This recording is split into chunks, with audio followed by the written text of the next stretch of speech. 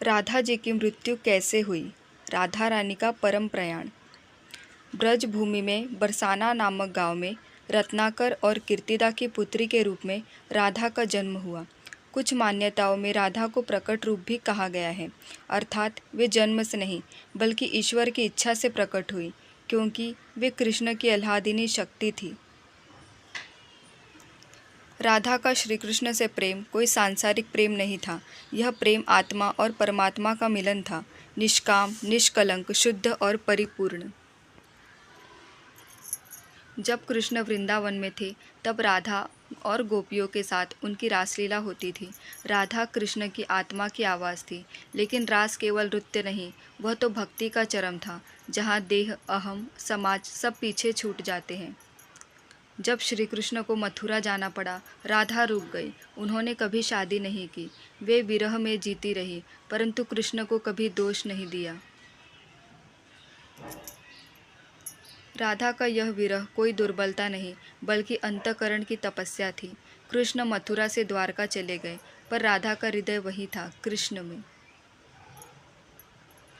कई ग्रंथों और पुराणों में वर्णन है कि एक बार राधा जी द्वारका गई।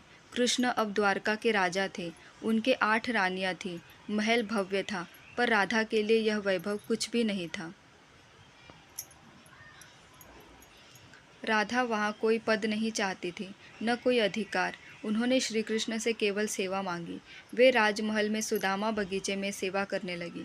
राधा जी ने अपनी पहचान किसी को नहीं बताई। वे हर दिन फूल तोड़ती, उन्हें सजाती और श्री कृष्ण के पूजन में उपयोग करती। श्री कृष्ण ने उन्हें पहचान लिया था, पर वे जानते थे यह प्रेम अब माया की सीमाओं में नहीं बंधा जा सकता।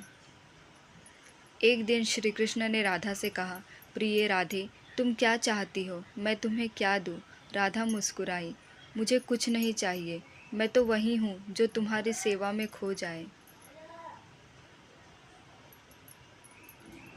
श्री कृष्ण ने तब राधा को एक वरदान दिया, तुम्हारा नाम युगों युगों तक मेरे नाम से पहले लिया जाएगा। जहाँ मैं रहूँगा वहाँ राधा का नाम सबसे पहले लिया जाएगा।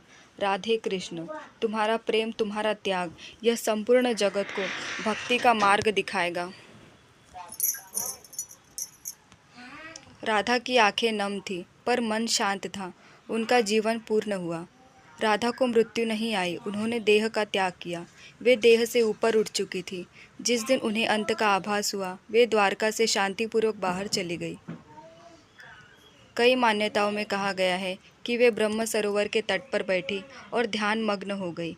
वहीं उन्होंने अपने प्राण श्री कृष्ण के चरणों में समर्पित कर दिए। कुछ कथाओं में आता है कि श्री कृष्ण स्वयं वहां पहुँचे और राधा को अपने स्वरूप में लीन कर लिया।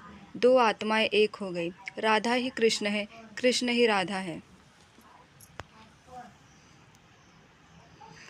राधा के परम प्रयाण के समय आकाश में अपूर्व प्रकाश फैला। वृंदावन में मुरली की धुन स्वतः गूंज उठी। ब्रज की गोपियाँ समाधिस्थ हो गई। प्रकृति भी जैसे मौन हो गई हो।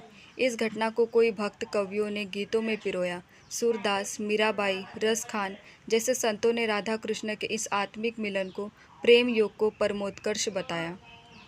भक्तों के अनुसार राधा की मृत्यु नहीं हुई, उनका अहंकार मुक्त देह त्याग हुआ। वे भगवान में विलीन हो गई। जैसे नदी समुद्र में समा जाती है, इसलिए उनकी मृत्यु को परम प्रयाण, समाधि या ब्रह्मलीन कहा गया।